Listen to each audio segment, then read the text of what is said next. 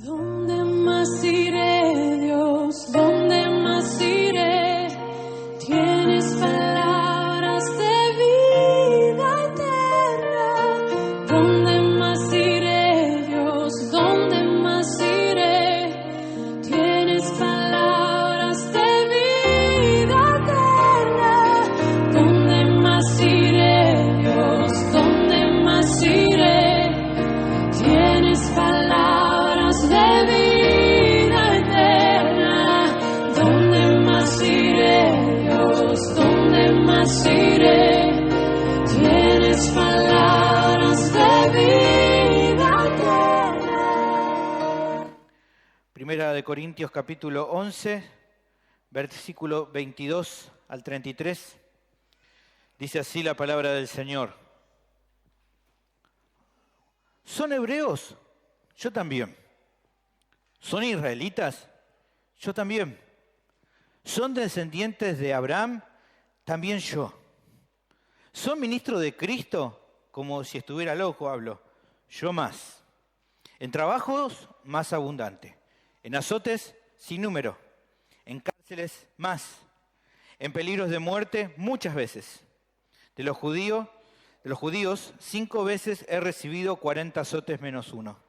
3 veces he sido azotado con varas, 1 vez apedreado, 3 veces he padecido naufragio, 1 noche y 1 día he estado como náufrago en alta mar. En caminos muchas veces, en peligros de río, peligros de ladrones, peligros de los de mi nación, peligros de los gentiles, peligros en la ciudad, peligros en el desierto, peligros en el mar, peligros entre falsos hermanos. En trabajo y fatiga, en muchos desvelos, en hambre y sed, en muchos ayunos, en frío y en desnudez. Y además de otras cosas, lo que sobre mí se agolpa cada día, la preocupación por todas las iglesias. ¿Quién enferma y yo no enfermo? ¿A quién se le hace tropezar y yo no me indigno? Si es necesario gloriarse, me gloriaré en lo que es de mi debilidad. El Dios y Padre de nuestro Señor Jesucristo, quien es bendito por los siglos, sabe que no miento. En Damasco, el gobernador de la provincia del rey Aretas guardaba la ciudad de los damasenos para prenderme, y fui descolgado del muro en un canasto por una ventana y escapé de sus manos. Oramos. Padre, te doy gracias por este tiempo en el cual vamos a exponer tu palabra, que pueda ser de mucha bendición y edificación para cada hermano, que me dé la capacidad de poder transmitirlo, Señor, con claridad, con sencillez, con pasión, pero que puedas abrir el entendimiento de cada uno de los que está en este lugar para que pueda ser expuesto ante tu palabra y pueda ser edificado por medio de ella. Bendecí este tiempo, Señor, que sea un tiempo de adoración hacia vos. Pido todo esto en nombre de Jesucristo. Amén. Nos encontramos con la segunda parte de este sermón que llamé Un modelo de siervo fiel. ¿Está bien? Hoy veremos la segunda parte para concluir con esta sección. Para comenzar, ¿no? me gustaría pensar algo que es muy frecuente, ¿no? A medida que vamos charlando, me imagino usted va conociendo a los hermanos que están en este lugar, las personas que asisten, las personas nuevas que van concurriendo. Vamos conociendo un poco sobre los contextos de cada uno, ¿no? Y nos vamos dando cuenta que son muy variados. El sábado, sin ir más lejos, estuvimos charlando un poco al terminar la reunión de hombres miembros y íbamos recordando cosas, ¿no? De cada uno, de dónde proviene cada uno. Y la verdad que los contextos son muy diferentes. Hay personas que vienen de contextos muy duros de vida, ¿no? Con problemas de adicciones serios, ¿no? Y así vinieron al camino del Señor y Dios los salvó. Hay otros casos que no han tenido ese problema. Han venido de familias de clase media, comunes y corrientes, podríamos decir. Y también tenemos diferentes personas que han venido con diferentes profesiones, ¿no? Si nos ponemos a pensar, hice una lista así como mental. Tenemos gente que aquí que son albañiles, está bien. Tenemos gente que son estudiantes universitarios. Tenemos amas de casa. Tenemos gente que ha venido que antes eran pibes que se juntaron en una esquina a tomar algo y bueno, está bien. Y así, bueno, una lista tan diversa que realmente asombra decir, bueno, de tantos diferentes contextos Dios ha salvado personas y le ha traído a la iglesia. Y no solamente en profesiones o contextos diferentes, sino también hasta de diferentes países lo cual aún es más tremendo porque no somos muchos, pero aún así tenemos personas de diferentes países en este lugar. Y también, ¿no?, dentro de nuestro país de diversas provincias. Y es, bueno, realmente es variado el asunto. Ahora, más allá que vengamos de diferentes contextos, más allá que tengamos diferentes profesiones, más allá que seamos de diferentes provincias y hasta de diferentes países, hay algo que generalmente conecta a todos los que estamos aquí. ¿Qué es? Bueno, la idea es que podemos notar cómo Dios cambió los planes de nuestra vida, a todos los que estamos aquí. Hemos venido de diferentes contextos, pero en un momento de nuestra vida, si así podríamos decirlo, ¿no?, es como que íbamos como Pablo, ¿se acuerdan? Camino a Damasco, él iba en mente en algo y pasó algo que cambió todo lo que vino después. Y seguramente que le han pasado a la mayoría de los que están acá así, ¿no? Que así andaban por la vida haciendo cosas y de repente un día el Señor salió a tu encuentro, cambió tu vida y tus planes cambiaron. Prácticamente, me imagino, ¿no?, ninguno que antes tenía otro tipo de planes, ahora no puede creer verse haciendo cosas que tal vez antes nunca lo hubiera pensado, ¿no? Hay hermanos acá que les toca discipular y esto de ir a la casa a visitar a una persona y no solo tal vez los que están hace más tiempo les toca ir a visitar a una persona, sino personas nuevas que están acá que abren su casa a una persona que tal vez conocía hace un mes atrás, le abre su casa, se ponen a ver juntos la Biblia y le empezás a contar cosas de tu pasado, de lo que vivís ahora, y empiezan a ver juntos lo que la Biblia tiene para decir. Rarísimo, ¿no? Muy raro. Un par de meses, ¿no? Esta persona está sentada ahí en mi casa tomando mate y yo le estoy contando acerca de mis avances, mi santificación, le estoy contando de mis pecados, le estoy contando mis tentaciones. Y ahí está. Y uno dice, bueno, ¿te imaginabas hace tal vez un año atrás contándole a alguien? O te imaginabas, vos hermano que estás hace más tiempo, hace no sé, 4 o 5 años atrás, que ibas a estar sentándote en la mesa con alguien, escuchando lo que le pasaba y aconsejándole por medio de la Biblia? Bueno, yo me imagino que no. Que tal vez uno dice, no me imaginaba eso. Pero así es Dios, cambió nuestros planes. Hay gente que está acá que generalmente a veces les toca, tienen trabajo que trabajan de lunes a viernes y que los sábados aprovechaban como para descansar un poco, tomar unos mates. Hay hermanas que acá que trabajan de lunes a viernes y aprovechan los sábados para descansar. Pero ahora de repente, de golpe y porrazo, se encuentran viajando un sábado a media mañana a venir a este local, a limpiar la mugre que otros hacen y haciéndolo voluntariamente, ¿no? Y gratis. Y eso también es algo muy loco, ¿no? ¿Te imaginabas hace tal vez unos par de años atrás tomándote tiempo un sábado que podías descansar para venir a limpiar el baño de un local donde se junta gente? No, realmente llama la atención. Llama la atención que personas que antes tal vez pensaban que la vida pasaba por ganar mucha plata o que tal vez pensaban que la vida pasaba por tener un buen pasar, formar una buena familia, criar bien a unos hijos, de repente definen que todo eso puede ser algo importante, pero no tanto como puede ser servir a Cristo y seguirle. Y tal vez tener que despreciar cosas que antes parecían importantes por amor a Cristo. Eso es realmente llamativo.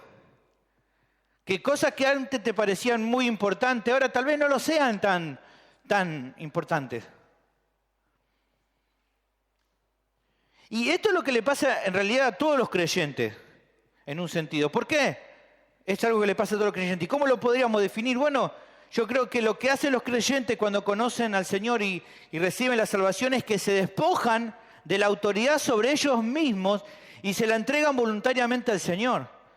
Tal vez al comienzo no te dabas cuenta, pero con el tiempo fuiste entendiendo que este Salvador Jesús es también tu Señor, que te compró a precio de sangre y que ahora vivís para Él. Y que ahora la autoridad sobre tu vida se la entregaste a Él. Lo vas comprendiendo y hay una inclinación en tu corazón a decir, así que no solamente que Él me perdonó, sino también que Él es mi Rey. Bueno, quiero obedecerle. Si esto es así, genial, lo voy a hacer. Y entonces voy a decir, pero ¿cómo puede ser que ahora de repente quiera servir a alguien que alguien me dice que es mi rey, que todavía no conozco, pero que sé que un día va a venir por mí? Bueno, por la fe hay algo en tu interior que te ha hecho nacer de nuevo y que te anima ahora a seguirle y a hacer cosas que tal vez en otro tiempo ni te imaginabas. Y está bien. De eso se trata esta nueva vida.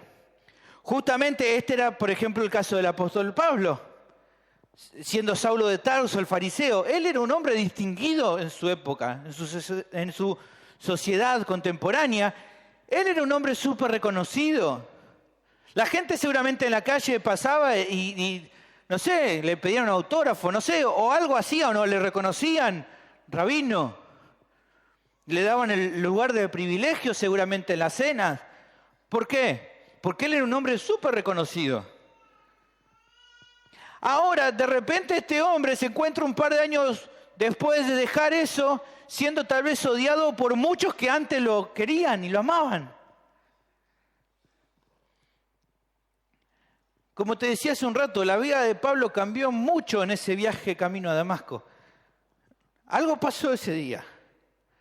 Tal es así que él mismo lo dice y lo expresa en Filipenses capítulo 3, versículo 7. Dice, todo lo que para mí era ganancia, ahora lo estimo como pérdida por amor de Cristo. Y más adelante habla de que lo tiene por basura. Uf. Eso es tremendo. Pensar cómo Cristo ha cambiado nuestra vida. Y pensando en esto, ¿no? Es que hoy quiero seguir repasando lo que vimos en este pasaje de las credenciales ministeriales, ¿no? Del apóstol. Y las aptitudes que él presenta, que hemos empezado a ver la semana pasada y que vamos a seguir viendo hoy, no son seguramente las más convencionales o las que muchos valorarían. Pero estas virtudes que él menciona, estas aptitudes que tal vez para muchos pueden ser no muy valorables, eran lo que muestran la esencia de un siervo fiel. ¿Está bien? Y te animo entonces a seguir prestando atención. Ya estuvimos viendo un poco la semana pasada. Y te animo a que hoy sigas viendo, porque justamente a través de esto vas a aprender qué es lo que hay en la esencia de un corazón de una persona que sirve fielmente a Dios. Y que obviamente también va a ser un análisis de tu propio corazón, porque vos también sos alguien que sirve a Dios.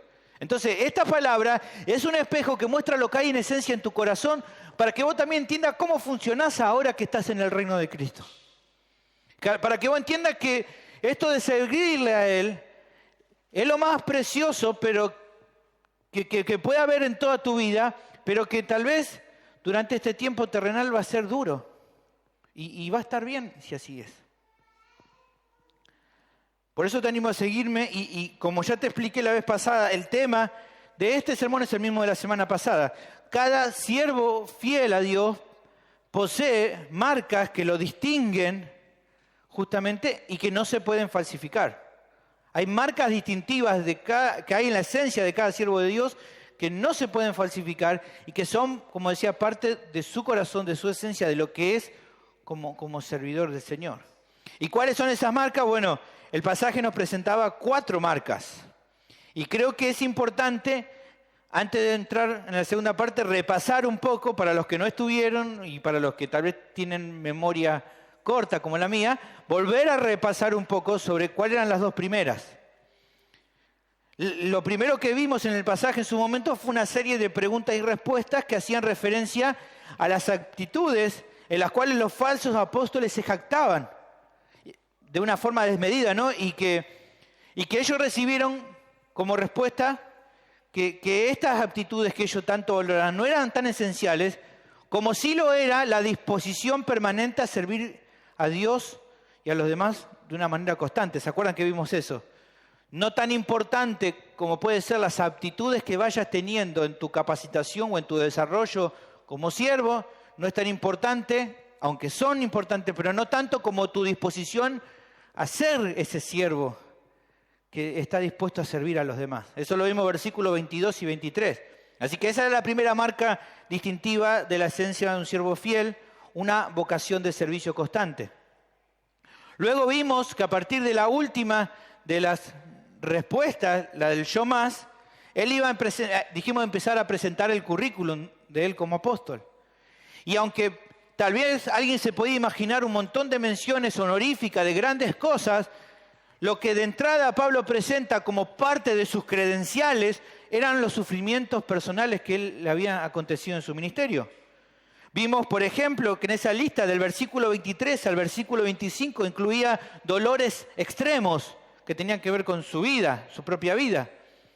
En el versículo 26, si usted está ahí conmigo en la lectura, va a encontrarse que hablaba respecto a situaciones de riesgo o peligrosas que él había sufrido durante su ministerio. Y finalmente en el versículo 27 veíamos momentos de privaciones que el apóstol tuvo que padecer durante su ministerio. ¿Se acuerda del versículo 27? Hambre, sed, ayunos, desvelos. Esta larga también lista de eventos presentaba la segunda marca que distingue a un siervo fiel de Dios, que muestra la esencia de un siervo fiel a Dios. ¿Cuál es esa segunda marca? Bueno, la disposición voluntaria a sufrir por la causa de Cristo y de su evangelio. Es esa disposición voluntaria, sabiendo de que en el camino del Señor vamos a sufrir, así, sí, Señor. Si eso es lo mejor, aquí estoy, Señor, heme aquí. Estas dos marcas que mencionamos no son cosas que al mundo le pueden resultar atractivas, pero que van pintando, por así decirlo, un cuadro precioso acerca de lo que hay en el corazón de cada creyente que está dispuesto a servir a Dios fielmente. Y que, dicho sea de paso, no se pueden falsificar. Ahora, habiendo hecho ese repaso sobre esas dos marcas distintivas, vamos a ver ahora en esta segunda parte las otras dos. Y vamos a comenzar entonces con el versículo 28. Dice así la palabra del Señor. Lea conmigo, dice, y además de otras cosas, lo que sobre mí se agolpa cada día, la preocupación por todas las iglesias. Aquí lo primero que se menciona, y además de otras cosas, conecta esta sección con la anterior. ¿Cuál era la sección anterior? La lista de sufrimientos, ¿se acuerdan? Bueno, evidentemente, lo que él está diciendo aquí de entrada es que en esa lista de sufrimientos, esas que puso eran parte, pero no eran todas, había más que él define no escribir. Él decide no mencionar otras más para entonces sí enfocarse en lo que lo tenía más preocupado y afligido. ¿Qué era lo que él lo tenía más preocupado y afligido? ¿Qué dice en nuestro texto? El avance de la obra en las iglesias, la preocupación por todas las iglesias. Eso, dice nuestro texto, ¿cómo era esa preocupación? ¿Cada tanto? No, ¿qué dice? Cada día, diariamente él estaba preocupado por las iglesias. O sea, lo que está diciendo se podría decir de la siguiente manera, lo noté así, miren. Dice, a todo lo que mencioné, junto con otras cosas que no hace falta mencionar, se le agrega una presión agobiante diaria. ¿Qué cosa? Lo que me preocupo por cada una de las iglesias locales en las cuales he servido. Y en esta confesión del apóstol se encuentra la tercera marca distintiva que revela la esencia de un siervo fiel a Dios. ¿Cuál es? Que posee una preocupación constante por la obra de Cristo. Que tiene una vocación de servicio constante, que tiene una disposición voluntaria a sufrir constante y que tiene una preocupación constante también por la obra de Cristo. Hermanos, los azotes que mencionamos anteriormente fueron algo que provocó mucho dolor en el cuerpo del apóstol. El haber pasado momentos de riesgo en su ministerio fue algo que lo hizo sufrir. Tener que sufrir las privaciones que él sufrió durante su ministerio no es algo que, como decimos nosotros, le hizo saltar una pata de alegría. ¿Por qué? Porque fue difícil esos momentos. Pero lo que acá el texto expresa es que, aunque todo eso en su momento le había causado dolor, lo que lo preocupaba verdaderamente no era eso, sino cómo marchaban las iglesias que él había establecido. Tal vez él se hacía preguntas. Acuérdense que nosotros hoy tenemos, yo quiero saber rápido cómo está alguno de ustedes, ¿qué hago? Le mando un WhatsApp, ¿no? Fácil. Y si soy medio ansioso y veo que no me responde, ya llamo, ¿no? Porque no te aguantás. Pero rápidamente te puedes saber cómo están. Ahora, en aquel tiempo no había nada de eso. Cada tanto te enterabas cómo iban las cosas, si ibas a visitar personalmente o si te llegaba una carta. ¿Está bien? Pero en aquel momento no era así, entonces tenía que esperar para saber cómo iban otras iglesias. Y él se llenaría de preguntas. ¿Estarán bien los hermanos? ¿Seguirán firmes? ¿Les habrá acontecido alguna lucha espiritual? ¿Seguirán predicando el Evangelio? ¿Cómo estarán los hermanos que dejé en el liderazgo? ¿Cómo estarán los ancianos que fui estableciendo en cada lugar? Seguramente estas y muchas otras preguntas estarían en el corazón del apóstol. Ahora, a partir de esto, ¿no? De esta preocupación, tal vez alguien pueda pensar, pero si él estaba preocupado, ¿no? ¿Esto no es afán? ¿No es algo pecaminoso? O escuchamos, no os afanéis, y entonces, ¿cómo no? ¿Está mal? ¿Qué pasa? ¿Pablo no tenía confianza en el Señor? ¿Será que él dudaba de la soberanía de Dios? No, bueno, esta duda que a veces a alguien se le puede plantear se responde de una manera, creo yo, sencilla, o pensando lo siguiente: no siempre preocuparse por algo es síntoma de un afán pecaminoso, no siempre. Estar angustiado en ocasiones no es falta de confianza en Dios, ni quiere decir que dude de su soberanía. Que Pablo esté preocupado por las iglesias no quiere decir que él dude de la soberanía de Dios. Sino que en verdad, de acuerdo a lo que vemos en este pasaje, es lícito angustiarse a veces por los demás cuando esa preocupación es motivada por el amor y por la misericordia. Cuando esa preocupación proviene de un sentir genuino por buscar el bien espiritual de los demás, entonces no tiene nada de malo, no está mal. En Gálatas capítulo 4, versículo 19, el apóstol es claro con esto, también sufría con esta iglesia y decía: hijitos míos, por quienes vuelvo a sufrir dolores de parto hasta que Cristo sea formado en vosotros. Estaba sufriendo este hombre. Las hermanas van a decir, sí, estaba sufriendo, ¿no? Las que han tenido hijos saben. Estaba sufriendo. ¿Por qué? Porque él estaba preocupado. Él sabía lo que estaba pasando en Gálatas, él sabía lo que estaba pasando en Corintios, no estaba la situación bien y él estaba afligido. El pastor MacArthur dice lo siguiente respecto a esto: el apóstol dedicó su vida a los santos, se angustiaba por ellos, oró por ellos y los exhortó. Tenía una gran carga por sus necesidades doctrinales, espirituales y morales. La preocupación que se agolpaba sobre Pablo disminuía su paz, gozo y satisfacción. Entonces, hay situaciones en las cuales preocuparse no es pecaminoso, sino que está bien, es lícito. Y es parte justamente de la esencia de un siervo fiel, el preocuparse. Ahora, lo que sigue justamente a continuación era ejemplo. Decir, bueno, ¿cómo es entonces? ¿Qué sería una preocupación lícita por otros? Bueno, en el siguiente versículo tenemos dos ejemplos de lo que es preocuparse por otros. Fíjense, dice, ¿quién enferma y yo no enfermo? ¿A quién se le hace tropezar y yo no me indigno? La primera pregunta, tal vez alguien como que lo puede malinterpretar si lo lee así nomás. Porque dice, bueno, ¿qué está diciendo el apóstol? ¿Qué está diciendo? Que ustedes se enferman y yo no me puedo enfermar. No es eso lo que está diciendo ahí en el pasaje. Primeramente, el término utilizado en el original para enferma no es tanto que tiene que ver con temas de salud. La palabra es asteneo. Es el concepto de alguien que pasa debilidad o que no tiene mucha fuerza. O sea, no busca enfocarse tanto en el problema de salud, sino en general alguien que está débil, que puede ser débil espiritualmente hablando, débil en la fe. Con esto en mente, entonces, el concepto no es reclamar por los propios problemas de él, sino que él está queriendo decir ahí en compartir la debilidad de otros. La Biblia NBI nos ayuda a ver mejor lo que está queriendo decir esa pregunta. Dice algo así, la NBI. Cuando alguien se siente débil, ¿no comparto yo su debilidad? Esa es la idea. ¿Ven? Es sentir esta empatía por los que son débiles. En este caso, ¿quién eran los débiles? Los corintios. Los corintios eran débiles en la fe todavía.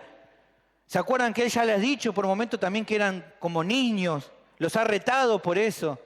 Él ha dicho en un momento, hace falta que vaya con vara, miren que le voy a pegar. O sea, lo está tratando como niño porque todavía le faltaba madurar.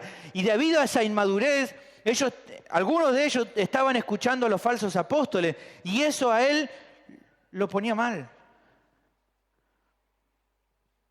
Eso le ponía mal. Ahora, esa es la situación particular en Corintios, pero hay un principio que aparece acá general. ¿Qué es? ¿Cuál? Un creyente que sirve fielmente a Dios busca proteger y cuidar a los miembros débiles. Eso lo vimos cuando vimos 1 Corintios capítulo 12, versículo 22 al 26, ¿se acuerdan?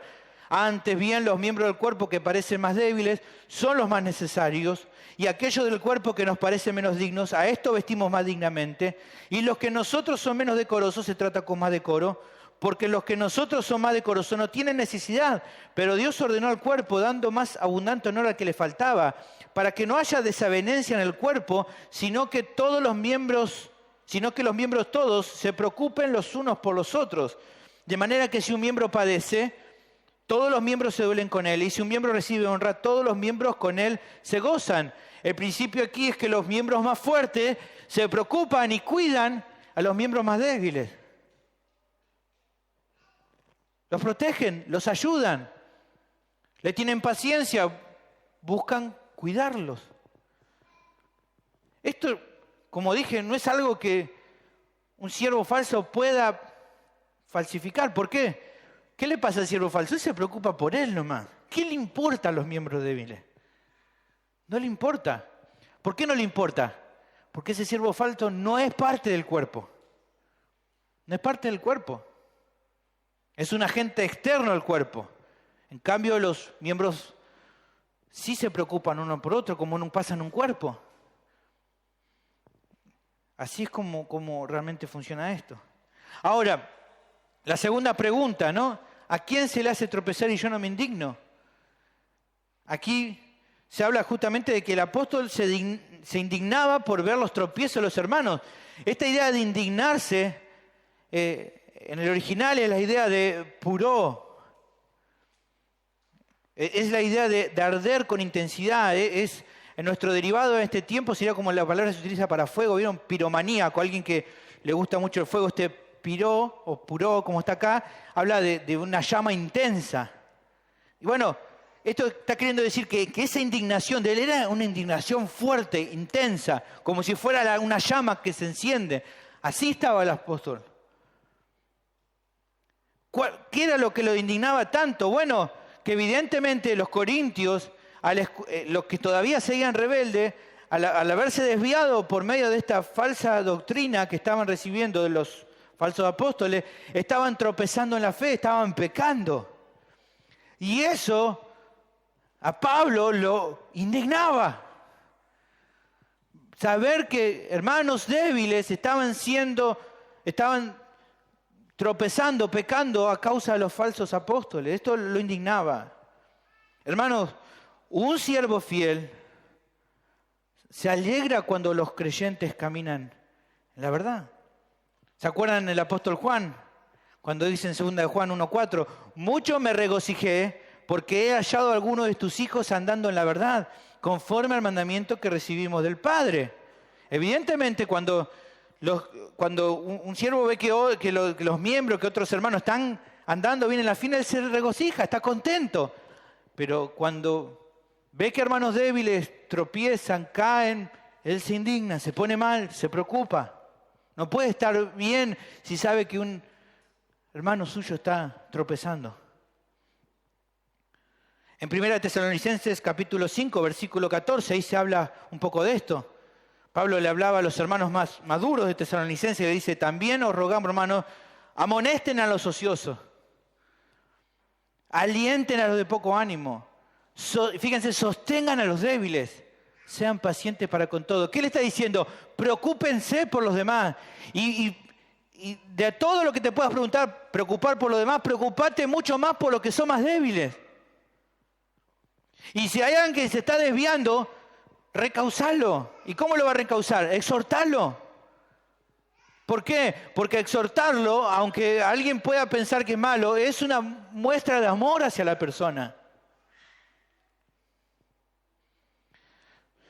Hablando respecto a esta indignación, nuevamente MacArthur dice lo siguiente: Pablo ardía de justa indignación cuando alguien llevaba al pueblo de Dios al pecado, como ocurrió con Jesús, que advirtió solemnemente en Mateo 18:6, y cualquiera que haga tropezar a alguno de estos pequeños que creen en mí, mejor le fuera que se le colgase al cuello una piedra de molino de asno y que se le hundiese en lo profundo del mar. Dice MacArthur, el amor no es enemigo de la indignación moral, es su compañero. La santa indignación por quienes llevan a los creyentes al pecado es una expresión del más puro amor. Preocuparse por esto no es algo malo. Indignarse cuando ves que tal vez algún hermano tuyo en la fe, porque le prestó oído a alguien que no conoce a Dios, se esté desviando, indignarte por eso no está mal. Una indignación entonces causada por ver a otros pecar a causa de una mala enseñanza. No solo que es lícito indignarse por eso, sino que es hasta algo esperable. Si vos ves que un hermano está tropezando y está cayendo y no te indignás, ¿realmente es cierto el amor que tenés por esa persona? Ahora, hermano, esto sirve para ilustrar, ¿no? Y entender este punto. Un siervo fiel a Dios tiene en su esencia una preocupación constante por el avance de la obra de Cristo. Hay cosas que a él le duelen mucho, pueden pasar muchas cosas, pero nada le aflige más que ver a hermanos de él tropezar. Se duele por un montón de cosas, pero su mayor aflicción es cuando ve que otros no crecen espiritualmente. No puede estar tranquilo.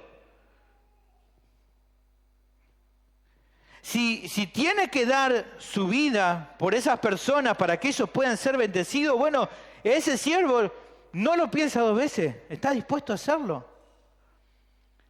Pablo lo dijo en 1 Tesalonicenses capítulo 2, versículo 8. Tan grande es nuestro afecto por vosotros, que hubiéramos querido entregaros no solo el Evangelio de Dios, sino también nuestras propias vidas, porque habéis llegado a sernos muy queridos. Esta es la esencia de alguien que sirve a Dios. Está dispuesto a sacrificarse por los demás. Está dispuesto a sacrificarse por los demás. Es comparable al amor de un padre o una madre por sus hijos. Fíjense, a mí en 1 Tesalonicenses capítulo 2, dice Pablo, antes fuimos tiernos entre vosotros, como la nodriza que cuida con ternura a sus propios hijos. Más adelante dice, vosotros sois testigos, y Dios también, de cuán santa, justa e irreprensiblemente nos comportamos con vosotros los creyentes. Así como también sabéis de qué modo, como el Padre a sus hijos, exhortábamos y consolábamos a cada uno de vosotros. Hay una preocupación por tus hermanos. Y yo sé que eso no es fácil de sobrellevar. Son muchos hermanos que son padres acá. Cuando un hijo está enfermo, ¿no te afligís? ¿Te afligís o no te afligís? Sí, te afligís. Cuando un hijo, ya tenés hijos más grandes, ¿no? Y andan medio mal, ¿no? ¿Te afligís? ¿Te pones mal? Dígame algo, porque me están mirando todo. ¿Sí o no? Sí, se preocupan. Bueno, no es fácil pasar ese momento. Pero no sale. Está en nuestra esencia. Comparable con eso es nuestra relación con los hermanos. Porque Pablo lo está ilustrando de esa manera. Y evidentemente es así. Veo a mis hermanos mal, no puedo no preocuparme. Tal vez no pueda atender las necesidades de todos, pero veo la manera de ayudar y si sé que está en mi posibilidad de ayudar, lo voy a hacer. Porque no me surge otra cosa. ¿Por qué? ¿Por qué? Porque está en tu esencia, hermano, que así sea. Es claro, hermano, que esto te hace humilde. ¿Por qué? Porque destruye tu egoísmo. Pero también, ¿saben qué? Esto es imposible de falsificar. Conozco muchos que dicen, y hay muchas personas que dicen que se preocupan por los otros. He conocido a personas que guiaban a grupos, ¿no? Y decían, a mí me preocupa mucho su vida espiritual, pero en realidad, con el tiempo te dabas cuenta que ellos se preocupaban por ellos mismos nomás. Que esa preocupación por esa persona era buscando de alguna manera captar a esas personas para que esas personas lo reconocieran, pero no estaban dispuestos a sacrificarse por ello.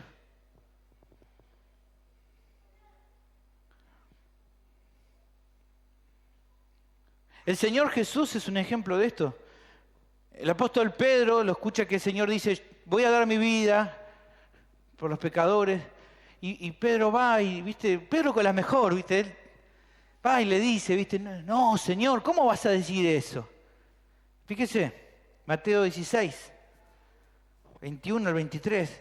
Desde entonces Jesús comenzó a declarar a sus discípulos que era necesario ir a Jerusalén, padecer mucho de los ancianos, de los principales sacerdotes y los escribas, y ser muerto y resucitar al tercer día. Entonces Pedro, no, lo llama aparte, ¿no? Decir que no lo llamó, pero bueno, él dijo, bueno, lo llama aparte. Y comenzó a reconvenirle, decirle, Señor, ten compasión de ti, en ninguna manera esto te acontezca. Preocupate por vos mismo, amate más a vos mismo. Pero el Señor, volviéndose, dijo a Pedro, quítate delante de mí, Satanás. Wow. Me eres tropiezo porque no pones la mira en las cosas de Dios, sino en lo de los hombres. Eso es tremendo. Hay personas, hermanos, que dicen, yo estoy dispuesto a seguir a Cristo porque lo amo. Y no se dan cuenta que seguir al Señor y amarlo tiene estrecha relación con amar a los demás también, edificarlos. Juan lo dice bien claro. ¿Cómo puedes decir amar a Dios a quien no ves y no amar a tu hermano a quien sí ves? O sea, si dijiste, yo estoy dispuesto a seguirte, Señor, y estoy dispuesto a honrarte, eso tiene estrecha relación con hacer cosas por los demás. Es importante que consideres esto para entonces vivir de acuerdo a tu nueva naturaleza. No me sirve de nada que me digas cuántas cosas y aptitudes tenés si no estás dispuesto a sacrificarte por los demás. No me vengas con cuentos. No me vengas a decir, no, pero yo sé tanto de esto, he leído tanto esto. ¿Estás dispuesto a sacrificarte por los demás? Porque si no, algo no está bien. Mi pregunta es, ¿cómo es en tu vida? ¿Cómo es? ¿Por quién te preocupa más? ¿Te preocupa más la obra de Cristo? ¿Te preocupa más la iglesia? ¿Te preocupa más los demás? ¿O realmente la principal preocupación es por vos mismo? La siguiente marca es que cada siervo fiel a Dios, en esencia, posee un despojo constante de todo tipo de autoridad y jactancia personal en su vida. El pasaje entonces concluye con una explicación más, ¿no?, de por qué el apóstol podía jactarse. Versículo 30 y 31 dice, si es necesario gloriarse, me gloriaré en lo que es de mi debilidad. El Dios y Padre de nuestro Señor Jesucristo, quien es bendito por los siglos, sabe que no miente. Como hemos visto hasta acá, evidentemente esto podía ser considerado como fracaso, esto de que me gloriaré en lo que es mi debilidad.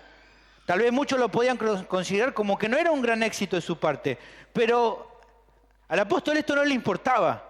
Aunque todo esto mostrara aparentes debilidades y no se asemejaba al éxito y al aparente vigor que era motivo de jactancia de los falsos apóstoles, él decía, aunque para ellos el vigor y los éxitos puedan ser la mayor jactancia, para mí no lo es eso.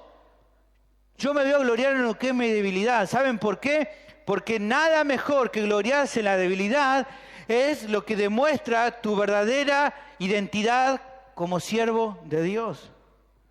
Nada mejor avala tu ministerio. Y tal vez puedes decir, ¿cómo es que mi debilidad es lo que mejor muestra mi esencia? ¿Cómo es que ser débil o mostrar debilidades y jactarme en eso es entonces que avala mejor mi servicio a Dios? Bueno, el principio es el siguiente. Servir al Señor cuando supuestamente todo anda bien, cuando somos prósperos, cuando no hay ninguna clase de sufrimiento, servir a Dios cuando nos sentimos muy bien de ánimo, Servir a Dios cuando la vida nos sonríe y la salud está a 10 puntos. Puede ser muy lindo, hermano. Pero a la vez, ese tipo de servicio en esa condición puede dar a entender al mundo que se sirve por los beneficios y no porque Dios sea digno. Esto es justamente el argumento que Satanás usó delante de Dios en contra de Job. ¿Cuál es la gran pregunta que Satanás le hace a Dios? ¿Acaso teme Job a Dios de balde? ¿No le ha cercado alrededor de él y a su casa y a todo lo que tiene? Al trabajo de sus manos ha dado bendición. Por tanto, sus bienes han aumentado sobre la tierra. ¿Y qué dice Satanás? Extiende ahora tu mano y toca todo lo que tiene y vas a ver si no blasfema contra ti en tu misma presencia. Claro, como vos le das todo, entonces por eso Él te sirve. Sacale todo y a ver si Él te va a seguir sirviendo. Eso es lo que el mundo piensa y eso es lo que Satanás piensa. Pero como Job, cuando te mantenés fiel a Dios en medio de la aflicción que podés estar atravesando, es cuando realmente Dios se glorifica más en tu vida porque muestra lo valioso que es Dios para tu vida. Job tapó la boca del diablo mostrando que él estaba dispuesto a honrar a Dios aunque Dios le sacara todo, porque para Job era más valioso Dios que cualquier cosa que pudiera tener. Ese era el punto. Por eso tus debilidades y tu fidelidad a Dios en medio de la debilidad glorifica más a Dios. Glorifica más a Dios. Pero vale también decir, hermanos, y es importante aclararlo, y lo vamos a ver con más detalle en Corintios 12, pero vale también decir, hermano, que una vida sin problema y en lo que todo te vaya de 10 puntos, te puede llevar al peligro de empezar a tener algún tipo de orgullo de vos mismo. Por lo que entonces, a veces el sufrimiento va a ser usado por Dios para guardarte de ese tipo de peligro. Vamos a verlo después con más detalle, pero en 1 Corintios 12:7 dice, para que la grandeza de las revelaciones no me exaltase mediamente, dice Pablo, me fue dado un aguijón en la carne. Un mensajero de Satanás que me abofetee. ¿Para qué? Para que no me enaltezca sobremanera. Dios me mantiene volando bajito por medio de la aflicción, dice Pablo. Pero si no, como que quiero levantar vuelo y no, soy como ese pichón que quiere salir rápido del nido. No necesito nada y entonces Dios me sacude para que entonces me mantenga bajito. A veces la aflicción sirve para eso también. Por eso entonces, si había motivo para jactarse en el apóstol, era simplemente en sus debilidades más que cualquier otra cosa. ¿Por qué? Porque eso demostraba la gracia y el poder de Dios. Seguir fiel en medio de las debilidades muestra la gracia y el poder de Dios. Y lo vamos a ver después con más detalle, pero no te lo voy a dejar pendiente. Dice, me ha dicho, bástate mi gracia, porque mi poder se perfecciona en la debilidad. Ese es el principio. Por tanto, dice Pablo, entonces, de buena gana me gloriaré más bien en mis debilidades para que repose sobre mí el poder de Cristo. Por lo cual, por amor a Cristo, me gozo en las debilidades, en afrentas, necesidades, en persecuciones, en angustia, porque cuando soy débil, entonces soy fuerte.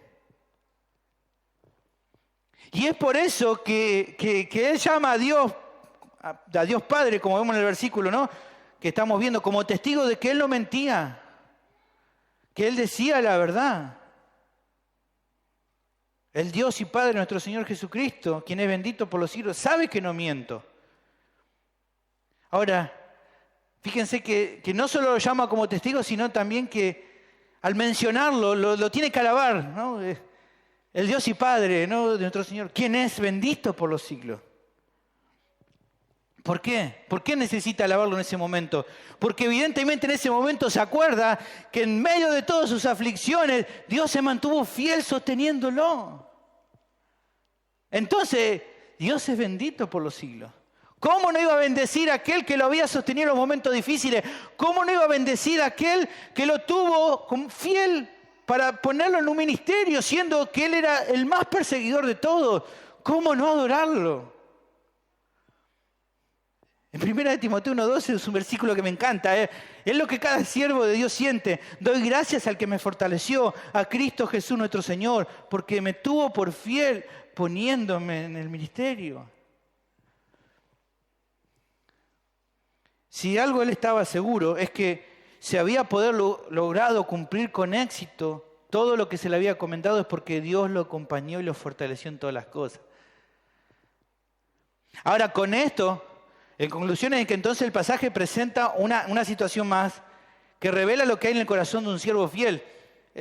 Él podría haber contado un montón de cosas. Más adelante nos va a contar algo más, pero que no es motivo de jactancia. En Corintios 12 va a hablar, ¿no?, de que él fue ahí al cielo. Pero ahora, fíjense, él podría haber dicho eso como motivo para jactarse, ¿no?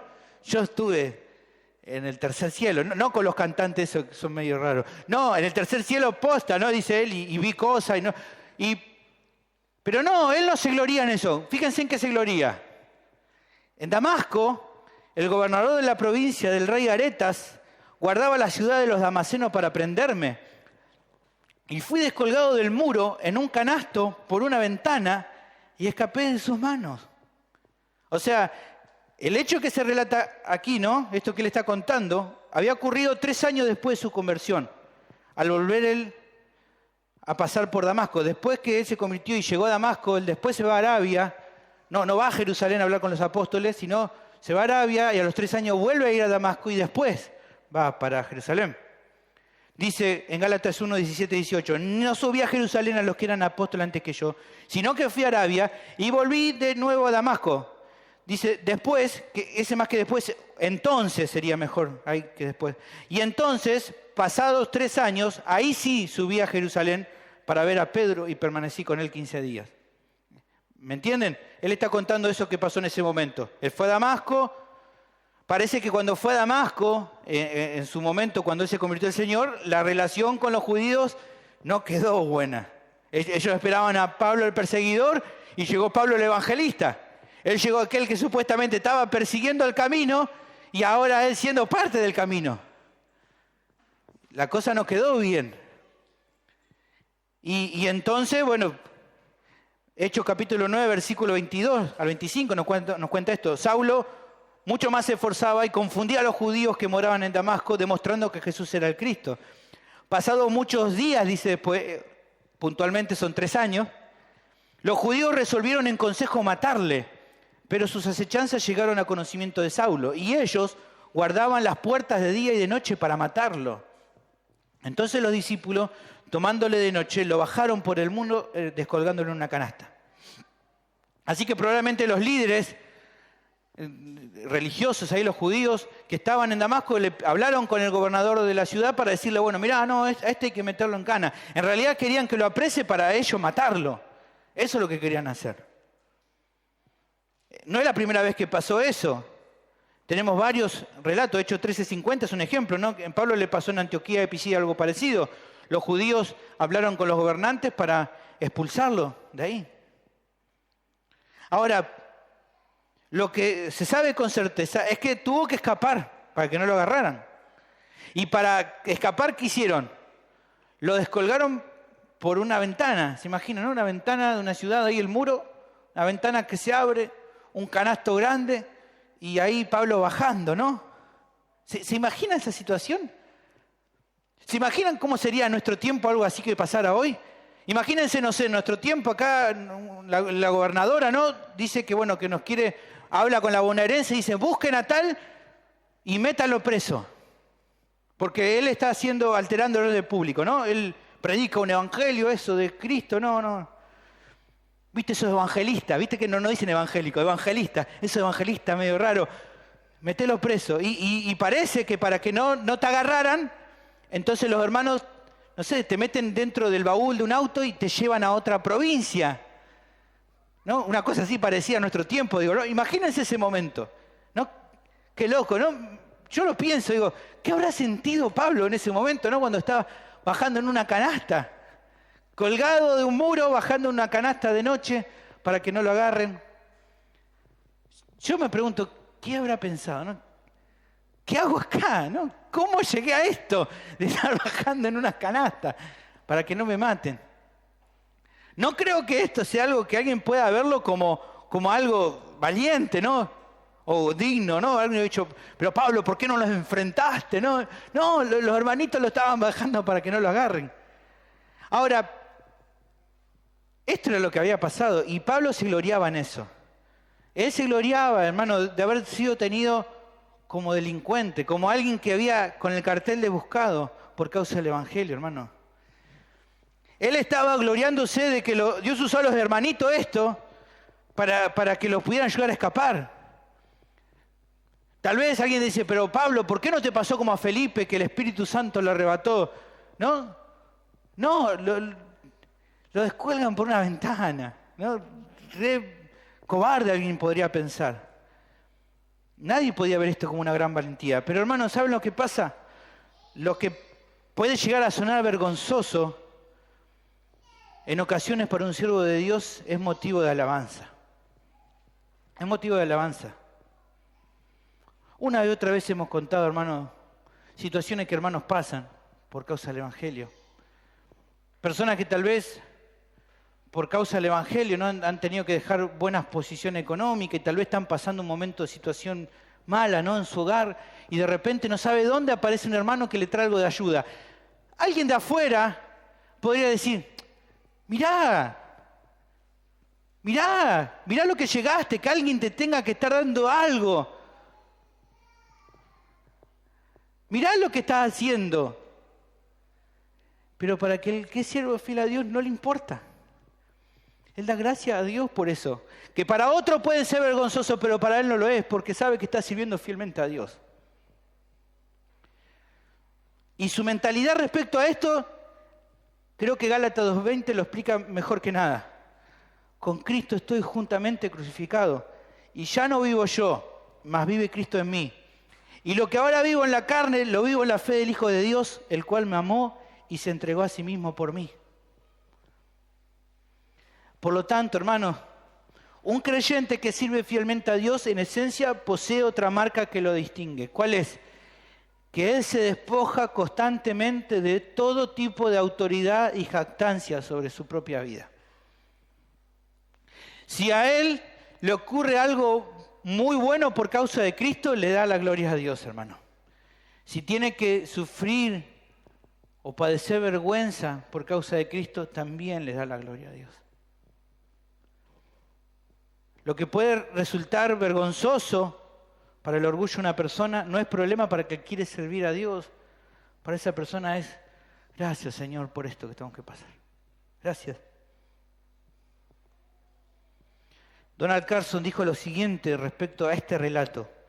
Esta estrella, hablando de Pablo, ¿no? Esta estrella de los altos círculos rabínicos, este fariseo honrado y educado, este hombre con acceso a los más altos oficiales de Jerusalén, se escabulle de Damasco cual criminal, rebajado a desplazar el contenido de un apestoso canasto de pescado. Pablo, hermano, no tenía problema de jactarse de lo que podía sonar como una debilidad, porque él había visto que la mano soberana del Señor lo sostenía incluso en estos momentos tan lamentables. O dicho de otra manera, yo lo escribo así, miren, esto se puede explicar así. Pablo nos está diciendo acá, yo ya le entregué a Cristo la autoridad sobre mi vida. Si Él decide humillarme de esta manera para mostrar su gloria por medio de mí, ¿quién soy yo para oponerme y para no alabarlo por eso? Ese es el punto. Ahora, hermano, esto debería cambiar radicalmente tu opinión respecto a las debilidades particulares que tengas. ¿Le pasa a alguien acá que se siente molesto por una situación en tu vida que parece un impedimento más que un medio para glorificar a Dios, para servirle fielmente? No, a veces ves alguna debilidad, una situación difícil, algo que está pasando y decís, oh, esto no me ayuda a servir fielmente a Dios. Lo que sea, una enfermedad, un familiar inconverso, situaciones de la vida, luchas en tu vida. Y hay personas que dicen, esto no me ayuda a glorificar a Dios. Esto que estamos viendo hoy tiene que cambiar radicalmente tu forma de pensar. Tenés que darte cuenta que en realidad es todo lo contrario. El Señor te da la oportunidad de que muestres su gloria en tu vida. Al dejarte esa situación, esa debilidad, esa lucha, esa aflicción por el tiempo que Él quiera, para que con todo y eso lo sigas y lo obedezcas y lo sirvas con fidelidad a pesar de eso. No tenés que ver eso como un impedimento, sino como una oportunidad de poder glorificar a Dios, en que a pesar de esa situación los vas a seguir fielmente y lo vas a obedecer. Porque Él tendría el poder para cambiar eso, pero Él decide a veces dejarlo para que entonces te darte una oportunidad de glorificarlo, de que lo alabes de corazón, porque eso va a mostrar al mundo que Él es el don más valioso que tenés y que te puede faltar cualquier otra cosa, pero que mientras lo tengas a Él no te falta nada. Y aparte, hermanos, porque, y lo remarqué ahí para que lo piense siempre, un siervo fiel a Cristo no es aquel que le entrega el timón de su vida a Dios cuando el viento es favorable, sino cuando en la tormenta deja que Él siga en el control de todo. Ese es el asunto. Porque eso es lo que muestra realmente qué hay en tu corazón. Entregar el timón a Dios cuando todo va bien es fácil. Ahora, cuando hay tormenta, no querer agarrar el timón es donde muestra nuestra confianza en Él. El Señor Jesús es el ejemplo perfecto de un siervo de esta clase. Si alguien se despojó de gloria fue Él. Él decidió dejar el cielo y la alabanza constante por su grandeza para tomar forma de siervo y se hizo hombre. Él sintió, hermanos, aflicción en su cuerpo al igual que nosotros. Sufrió tentaciones similares a las nuestras y tal vez en el momento de mayor aflicción, de mayor dolor, fue cuando demostró ese corazón de siervo, cuando fue capaz de decirle, si puedes, pasa de mí esta copa, pero que no se haga mi voluntad, sino la tuya, Padre. Siguiendo su ejemplo es que vas a poder despojarte constantemente de todo intento de querer imponer tu voluntad o vas a poder luchar con el deseo de querer jactarte por tus logros. Mi pregunta es, finalizando, ¿cómo es en tu caso? ¿Te sometés constantemente a la voluntad de Dios? ¿Está el Señor al control de tu vida? ¿Te estás jactando de tus logros personales o de que el Señor se glorifique en tus debilidades? ¿Cómo es con vos? Finalmente pienso, ¿no?, que probablemente este es uno de los puntos que mejor representa al que todavía está sin Cristo. ¿Cómo lo representa? Bueno, todavía sigue con el gobierno de su corazón. Sigue rebelde a rendir su vida al señorío de Jesucristo. Y como resultado sigue viviendo una vida perdida, hundido en el pecado y con destino directo al infierno. Si todavía estás sin Cristo y no has rendido tu vida a su señorío, quiero decirte que seguir de esa manera te va a conducir a la condenación eterna. Pero quiero decirte también que seguir a Cristo es el cambio más importante de toda tu vida. Pero, como el Señor mismo lo dijo, para seguirle de verdad, no venir un domingo a la iglesia y ser un religioso. Para seguirle de verdad, tenés que morir a vos mismo y rendirte a Jesús. ¿Y qué significa rendirte? Bueno, dejar de confiar en vos mismo y reconocer que sin Cristo estás en bancarrota espiritual, que tenés una deuda impagable ante Dios, pero también saber que si pones toda tu confianza en Él y te arrepentís por esta vida de pecado que estuviste viviendo, Jesús puede perdonar tus pecados y darte vida eterna. Mi pedido es dejar de vivir para vos mismo y rendite al Señor. No lo pospongas más.